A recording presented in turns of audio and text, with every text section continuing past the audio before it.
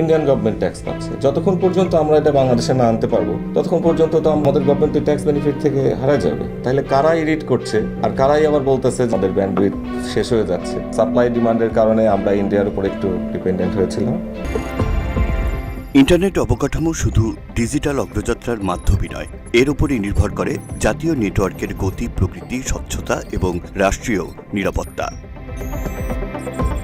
কিন্তু দীর্ঘদিন ধরেই দেশের এমন স্পর্শকাতর ও গুরুত্বপূর্ণ খাতে রাজনৈতিক হস্তক্ষেপের অভিযোগ উঠে আসছে। সক্ষমতা থাকা সত্ত্বেও কিংবা রাষ্ট্রীয় প্রতিষ্ঠানগুলোকে আরও শক্তিশালী করার বদলে গুটিকয় ব্যক্তি বা গোষ্ঠীর লুটপাটের পথ সুগম করতে প্রযুক্তিকে ব্যবহার করা হয়েছে আছে এমন অভিযোগও। গেল 1.5 বছরে বদলেছে প্রেক্ষাপট। রাষ্ট্রীয় প্রতিষ্ঠানগুলোর নেতৃত্বে এসেছে নতুন মুখ। পরিবর্তনের নানা আশ্বাসও দিয়েছে সরকার।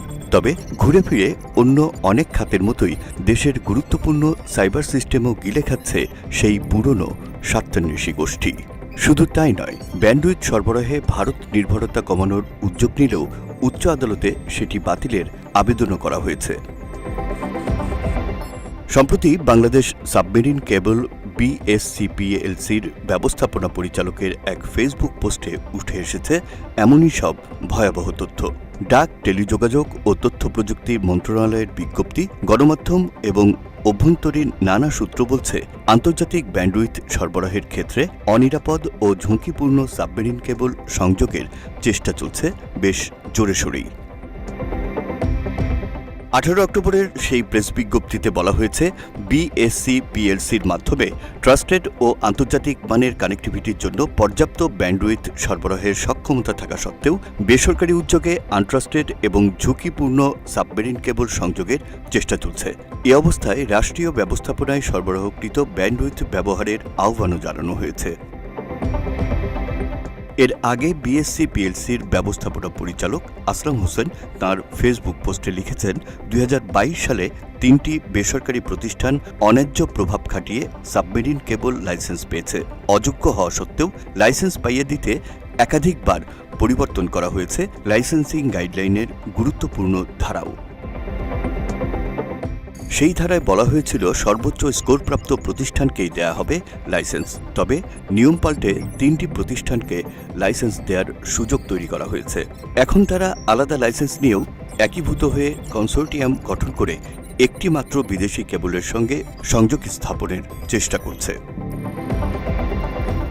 BSCPLCর এমডির দাবি, এই সংযোগ হতে যাচ্ছে সিগমা বা সিঙ্গাপুর মায়ানমার সাবমেরিন কেবলের সাথে, যা নির্মাণ করেছে চীনা প্রতিষ্ঠান হুয়াই মেরিন নেটওয়ার্ক HMN। এই কেবলটি পুরনো ও অনির্ভরযোগ্য, যার প্রায় 90% অবস্থান মায়ানমারের অগভীর জলসীমায়। ফলে ক্ষতিগ্রস্ত হলে মেরামতের জন্য মিয়ানমার সরকারের অনুমতি নিতে হবে, যা সরাসরি বাংলাদেশের ডিজিটাল সার্বভৌমত্বকে ঝুঁকির মুখে ফেলতে পারে। HMN যুক্তরাষ্ট্র, যুক্তরাজ্য ও অস্ট্রেলিয়া কর্তৃক আনট্রাস্টেড ভেন্ডর হিসেবে তালিকাভুক্ত, যে কারণে এই নেটওয়ার্কে যুক্ত হলে বাংলাদেশও হয়ে পড়বে একটি আনট্রাস্টেড সাবমেরিন কেবল সিস্টেমের অংশ। আসলাম হোসেন আরও লিখেছেন, এই সংযোগ যুক্ত হলে গুগল, মেটা, অ্যামাজনের মতো হাইপারস্কেল ডেটা সেন্টার বাংলাদেশে নিরাপদ নেটওয়ার্ক স্থাপনে অনাগ্রহী হতে পারে। এর ফলে আন্তর্জাতিক সংযোগ ও ক্লাউড সেবায় বড় ধরনের বিপর্যয় ঘটতে পারে। দেশে যেভাবে সাইবার হামলার ঝুঁকি বাড়ছে, তাতে অনির্ভরযোগ্য এ ধরনের সংযোগ যুক্ত হওয়া মানে জাতীয় নিরাপত্তা ও অর্থনীতিকে একসঙ্গে ঝুঁকির মুখে ফেলা বলেও মনে করেন তিনি। এদিকে লাইসেন্সপ্রাপ্ত 3 প্রতিষ্ঠান সামিট কমিউনিকেশনস, মেটাকোর ও সিডিনেট এরই মধ্যে প্রচার তৎপরতা জোরদার করেছে। বিভিন্ন সূত্র বলছে, বিভ্রান্তিকর তথ্য ও প্রভাব খাটিয়ে তারা দ্রুত প্রকল্প অনুমোদনের চেষ্টা করছে।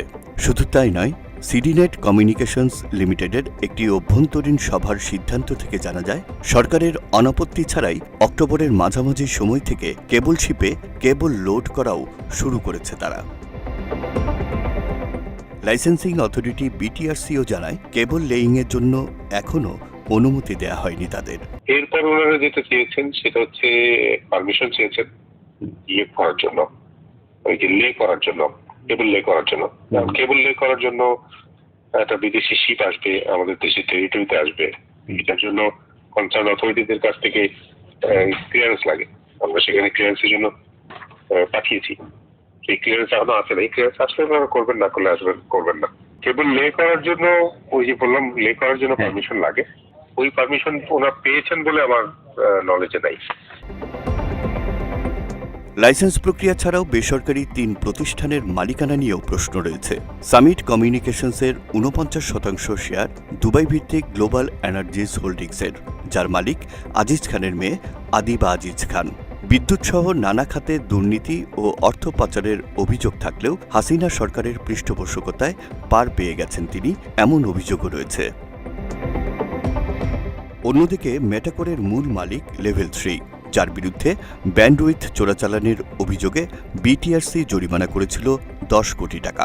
তাদের 20% শেয়ার ভেলোসিটি নেটওয়ার্কস, 30% আম্বারাইটির সিইও আমিনুল হাকিমের এবং অংশীদার হিসেবে রয়েছেন সাবেক সেনাপ্রধান আবু বেলাল মোহাম্মদ শফিউল হক। সিডিনেটের মালিকানাযুক্ত স্ট্র্যাটেজিক ফিন্যান্স ও জারান অফ ডক লিমিটেডের সাথে, যেখানে রয়েছেন আওয়ামী লীগ আমলে দুর্নীতির বরপুত্র খ্যাত চৌধুরী নাফিস শরাফত ও ইস্টার্ন ব্যাংকের চেয়ারম্যান শওকত আলী। বিএফআইইউ জানায়, শওকত আলী পরিবারের অ্যাকাউন্টে 8,000 কোটি টাকার সন্দেহজনক লেনদেনের তথ্য পাওয়া গেছে। অর্থাৎ অনিয়ম দুর্নীতির বাইরেও এই 3 প্রতিষ্ঠানের সাথে পতিত সরকারের ঘনিষ্ঠ সম্পর্ক বারবার প্রমাণিত। রাষ্ট্রীয় সক্ষমতা থাকা সত্ত্বেও এই 3 প্রতিষ্ঠানকেই নতুন করে সাবমেরিন কেবলের মতো সংবেদনশীল খাতে যুক্ত করা কতটা যৌক্তিক, সেই প্রশ্ন ছিল বিটিআরসির চেয়ারম্যানের কাছে। এই জিনিসগুলো বাইরে হাইলাইট করার জন্য তো আপনারাও আছেন, লেট আস ওয়ার্ক টুগেদার। আপনারাও বের করেন, পয়েন্ট আউট, আমাদেরকে হেল্প করেন, পয়েন্ট আউট, সেখানে করুন। বাট আমার এখানে তো আমি কোনো ডিভিশন পাচ্ছি না, কারণ আমাকে তো দেখতে হবে খাতা কলমের মধ্যেই দেখতে হবে। আমাকে তো দেখতে হবে লাইসেন্সিং দেওয়া হয়েছে কিনা ঠিক মতো। এই প্রসেসে তো আমি কোনো খুঁজে পাচ্ছি না। That's a different question. আপনি ওরকম একটা কোয়েশ্চেন করতে পারেন যে এই সময় এই লাইসেন্স দেওয়ার দরকার ছিল কি ছিল না। That one can debate, but এই ডিবেটটা আমার ডিবেট না। আমি বোঝাতে পারছি কিনা আপনাকে। বিশেষজ্ঞরা বলছেন, সাবমেরিন কেবল শুধু ইন্টারনেট পাইপ নয়, এটি একটি দেশের ডিজিটাল সার্বভৌমত্বের প্রতীক। বিদেশি নির্ভরতা বা আনট্রাস্টেড নেটওয়ার্কে যুক্ত হওয়া মানে জাতীয় নিরাপত্তার উপর সরাসরি হুমকি। এখন ইস্যু যেগুলো আসে, যে এটার বাইরে যখন ন্যাশনাল ইন্টারেস্টের, ন্যাশনাল সিকিউরিটি ইস্যুগুলো আসে, তখন তো এটা চিন্তার বিষয় হয়ে দাঁড়ায় আর কি সরকারের জন্য, যে এটাকে কিভাবে আপনার ইন্টারন্যাশনাল স্ট্যান্ডার্ড বজায় রেখে তারপর আপনার পার্সোনাল যে প্রাইভেসি সেটাকে বজায় রেখে, তারপর মত প্রকাশের স্বাধীনতাটাকে বজায় রেখে কিভাবে এটাকে করা যায়, মানে আপনার ভারসাম্যপূর্ণভাবে ম্যানেজ করা যায়, সেগুলো কনসার্ন হয়ে দাঁড়ায়। বিএসসি পিএলসির সাবেক এই ব্যবস্থাপনা পরিচালক জানান, বিশ্বের উন্নত দেশগুলোতে সাবমেরিন কেবল স্থাপনে কনসোর্টিয়াম পদ্ধতিতে অধিকাংশ মালিকানা থাকে রাষ্ট্রীয় টেলিকমিউনিকেশন প্রতিষ্ঠানের হাতে। ফলে রাষ্ট্রীয় স্বার্থ ও নিরাপত্তা থাকে সুরক্ষিত। তবে শুধুমাত্র বেসরকারি মালিকানায় গঠিত কনসোর্টিয়ামের ক্ষেত্রে সেই কাঠামো কার্যকর হয় না। ওয়ার্ল্ড ওয়াইড যেগুলো ভালো সাবমেরিন কেবল, সেগুলো তো ধরেন যে কনসোর্টিয়ামের মাধ্যমে করছে এবং মালিকানাটা বেশিটাই থাকে হচ্ছে রেসপেক্টিভ দেশের ন্যাশনাল যে টেলিকমিউনিকেশন অর্গানাইজেশন গুলো থাকে তারা। হ্যাঁ, যার ফলে তারা সম্মিলিতভাবে এগুলোকে অপারেট করে। ওন যদি প্রাইভেটলি ওন যদি কোনো সাবমেরিন কেবল থাকে, তাহলে সেখানে আসলে কনসোর্টিয়ামের যে ফ্রেমওয়ার্ক, সেই ফ্রেমওয়ার্ক তো ওখানে আসলে মানে একইভাবে কাজ করার কথা না। সেক্ষেত্রে যে কনসার্ন গুলো আসছে, সেই কনসার্ন গুলো আসলে মানে করার মতো না, ফেলে দেওয়ার মতো না। কারণ রাষ্ট্রীয় কোম্পানি তো রাষ্ট্রের স্বার্থটাই আগে দেখবে, তারপরে অন্য কিছু। কিন্তু প্রাইভেটলি ওন কোনো জিনিস কাউকে যখন আনবেন, তখন সেই রাষ্ট্রের স্বার্থের সাথে কম্প্রোমাইজ করবে তার প্রফিটের ইস্যুটাকে মিলায়। তিনি আরও বলেন, দেশের বর্তমান ব্যান্ডউইথ চাহিদা পূরণে বিএসসি পিএলসি পুরোপুরি সক্ষম। বিকল্প সংযোগ ব্যবস্থাও রয়েছে পর্যাপ্ত পরিমাণে। তাই নতুন করে বেসরকারি প্রতিষ্ঠানকে লাইসেন্স দেওয়ার যৌক্তিকতা নিয়েও প্রশ্ন তোলেন তিনি। সমাধান আসলে প্রয়োজন আছে কিনা সেটা দেখা দরকার।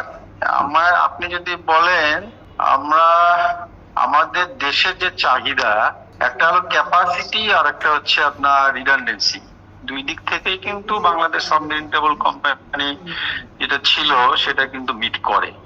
হ্যাঁ, ক্যাপাসিটির কোনো ঘাটতি নাই। ক্যাপাসিটি বরঞ্চ যে CMU-6 যেটা, সেটাতে যে ক্যাপাসিটি নেওয়া হয়েছে এটা যথেষ্ট বেশ কিছুদিন যে চাহিদা মাথায় রেখে আসলে এটা নেওয়া হয়েছিল। আর রিডান্ডেন্সি বলতে আপনার তো 3, 4, 5 মানে সরি CMU-4, 5, 6 কেবল হচ্ছে আপনার 3টা। এখানে রিডান্ডেন্সিরও আসলে কোনো নাই, কনসার্ন নাই। হ্যাঁ, এরপরেও আসলে আপনার বাংলাদেশের রেসপেক্টে আলাদাভাবে আসলে কেবলের লাইসেন্স দেওয়াটা এটা যৌক্তিক ছিল না। এদিকে সংশ্লিষ্টরা বলছেন, ভারতে স্থাপিত কন্টেন্ট ডেলিভারি নেটওয়ার্ক CDN ব্যবহারে রাষ্ট্রীয় নিরাপত্তা ও তথ্য নিয়ন্ত্রণ উভয় ক্ষেত্রেই ঝুঁকি থেকে যায়। ভারতীয় CDN এর মাধ্যমে আসা ব্যান্ডউইথের মান নিয়েও প্রশ্ন তোলেন BSC PLCর এই কর্মকর্তা। এই CDN চলে হচ্ছে মানে একটা ভিডিও একজন দেখলো, সেটা কিন্তু সাথে সাথে ওখানে জমা হয়ে যায়। এটার পরবর্তীতে সাবমেরিন কেবল দিয়ে ওইটা আর আসে না, এবং একটা এলাকায় কোন ধরনের ভিডিও দেখছে মানুষ সেটাই ওখানে জমা থাকে। তো যখন ও পুশ করে, প্রোডাক্ট পুশ করে, তখন কিন্তু ওই এলাকার মানুষের টেস্ট অনুযায়ী পুশ করে। ইটস লাইক আমাদের ছোটোবেলায় বলছে না বাবা মা যে ভালো চিন্তা করবা, এটা কিন্তু একটা অ্যালগোরিদম। তা আপনি যখন ভালো চিন্তা করবেন আপনার মাথায় ভালো চিন্তা আসবে। তো ইন্ডিয়ায় যেহেতু ডাটা সেন্টার, ওরা যে ভিডিও দেখছে সেগুলো ওইখানে আসতেছে, তো ওরাও তো আমাদের এখানে এগুলো পুশ করছে। আর সোশ্যাল মিডিয়া দিয়ে you can control all over the world. তো কোনো দেশে যদি কোনো রকম এজেন্ডা থাকে তাহলে তো সোশ্যাল মিডিয়া দিয়ে সে কিছু করতেই পারে। যে প্রোডাক্টটা হচ্ছে CDN প্রোডাক্ট, যেটা কিন্তু এই সাবমেরিনের সাথে ওই প্রোডাক্টটা টোটালি ডিফারেন্ট। ইন্ডিয়া থেকে যেটা বলা হচ্ছে international bandwidth, this is not international bandwidth, this is CDN bandwidth. আমাদের দেশে CDN যে ডাটা সেন্টারগুলো যেগুলো থাকার কথা ছিল, যে কোনো কারণেই হোক যেগুলো এখানে স্থাপিত হয় নাই, এগুলোর কারণে কলকাতায় গিয়ে যেগুলো স্থাপিত হয়েছে সেখান থেকে ব্যান্ডউইথটা নিয়ে আসছে। How come this is international bandwidth? আমরা সোনার সাথে যদি রূপাকে তুলনা করে বলি যে রূপার দাম কম, সোনার দাম বেশি, দিস ইজ নট ফেয়ার। দেশের অভ্যন্তরে CDN স্থাপন করা গেলে গুগল, মেটার মতো আন্তর্জাতিক কোম্পানি বাংলাদেশের ভেতরেই ডেটা সেন্টার স্থাপন করতে পারবে। এতে আন্তর্জাতিক ব্যান্ডউইথের সাথে সরাসরি সংযোগ এবং তথ্য প্রযুক্তি খাতে রাজস্ব আয় উল্লেখযোগ্যভাবে বৃদ্ধি পাবে বলেও জানান তিনি। ইন্ডিয়া থেকে যে ব্যান্ডউইথটা নিয়ে আসছে সেখানে আমাদের কি হয়, নর্মালি বিদেশ থেকে আনতে হলে আমরা বেশি ট্যাক্স দিতে হয়, গভর্নমেন্ট ট্যাক্স নেয়।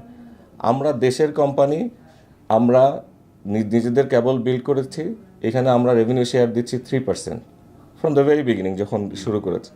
ওয়ারাজ আমরা দেখলাম যে ITC থেকে তারা ইন্টারন্যাশনাল ওই ইন্ডিয়া থেকে যে ব্যান্ডউইথ নিয়ে আসতো তারা রেভিনিউ শেয়ার দিত 1%। আমরা অনেক লেখালেখি, অনেক কথা বলার পরে কিছুদিন আগে এটা করা হলো 3%।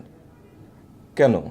আমার দেশের ব্যান্ডউইথ ফেলে রেখে আমি ইন্ডিয়া থেকে ব্যান্ডউইথ, যেটা CDN ব্যান্ডউইথ, সেটাকে একই ট্যাক্সে রেখে আমি আমার দেশের কোম্পানি যে রেগুলার 200-300 কোটি টাকা গভর্নমেন্টকে প্রফিট দিচ্ছে, এতগুলা ইঞ্জিনিয়ার এখানে কাজ করে সাবমেরিন কেবলে, যাদের কর্মসংস্থান হচ্ছে, সেখানে না রেখে আমি ইন্ডিয়ান কোম্পানিগুলোকে কর্মসংস্থানের ব্যবস্থা করছি। This is not fair. Submarine cable প্রযুক্তিতে সবশেষ উদ্ভাবন ও আন্তর্জাতিক মান বজায় রেখে বাংলাদেশ সাবমেরিন কেবল PLC এরই মধ্যে দেশের চাহিদা পূরণে যথেষ্ট সক্ষম উল্লেখ করে সাবমেরিন সাইবার সিস্টেম ও সামাজিক যোগাযোগ মাধ্যম নিয়ন্ত্রণের ক্ষেত্রে দেশে CDN স্থাপন রাষ্ট্রীয় নিরাপত্তার জন্য অত্যন্ত জরুরি বলেও মন্তব্য করেন বাংলাদেশ সাবমেরিন কেবল PLCর মার্কেটিং বিভাগের এই কর্মকর্তা। ইন্ডিয়ান যে CDN ব্যান্ডউইথগুলো আসছে, এটা দুইটা ইস্যু। একটা হচ্ছে আমাদের দেশের সক্ষমতা আমরা আস্তে আস্তে বাড়াচ্ছি। সাবমেরিনে দেখেছেন আমাদের ক্যাপাসিটি প্ল্যান, আমরা আপনাদেরকে বললাম ক্যাপাসিটি আস্তে আস্তে বলবে, ওটা কমানো এক। 2 নম্বর হচ্ছে যে কোনোভাবেই হোক CDNগুলোকে বাংলাদেশে আসতে হবে, তাদেরকে আনার জন্য ব্যবস্থা গ্রহণ করতে হবে। তার কারণ এই CDNগুলো আপনারা যেটা দেখেন, আমরা ওখানে প্রায় $50 মিলিয়ন ওদের কাছ থেকে আমরা ইম্পোর্ট করার নামে টাকাগুলো দিচ্ছি। বিজনেস শুধু এটা না, এই CDNগুলো কিন্তু কেউ ডেটা বিক্রি করে না, তারা বিক্রি করে হচ্ছে তাদের অ্যাডভার্টাইজমেন্ট। তো এখানে ইন্ডিয়াতে যেহেতু হোস্ট হচ্ছে, ওরা ইন্ডিয়াতে পে করছে, ইন্ডিয়ান গভর্নমেন্ট ট্যাক্স পাচ্ছে। যতক্ষণ পর্যন্ত আমরা এটা বাংলাদেশে না আনতে পারবো, ততক্ষণ পর্যন্ত তো আমরা আমাদের গভর্নমেন্ট ট্যাক্স বেনিফিট থেকে হারায় যাবে। আমাদের প্রস্তাব হচ্ছে যে স্টারলিংকে যেভাবে করে গভর্নমেন্ট যেভাবে করে দেশের প্রয়োজনে নিয়ে আসছে, এই গুগল, ফেসবুক এদের সাথে আমাদের স্টেট লেভেলে ওদের সাথে আলাপ আলোচনা করা দরকার যে আপনারা কি হলে বাংলাদেশে আসবেন।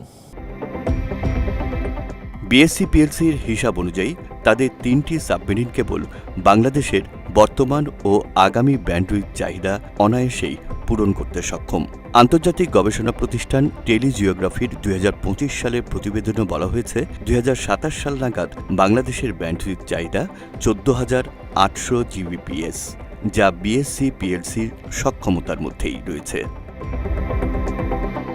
সাবমেরিন কেবল, ডেটা, ব্যান্ডউইথ কিংবা সাইবার সিস্টেম কেবল প্রযুক্তিগত কোনো গল্প নয়, এসবই একটি দেশের নিরাপত্তা, সার্বভৌমত্ব ও ভবিষ্যৎ প্রজন্মের স্বাধীনতার প্রশ্নও বটে। তাই সাবমেরিন কেবল সংযোগও কেবলমাত্র প্রযুক্তিগত সিদ্ধান্ত নয়, এক অর্থে রাষ্ট্রীয় নিরাপত্তার চূড়ান্ত সীমারেখা, যা নির্ধারণ কিংবা নিয়ন্ত্রণ করতে পারে দেশের স্থিতিশীলতা, প্রোপাগান্ডা এবং রাজনৈতিক পরিস্থিতিও।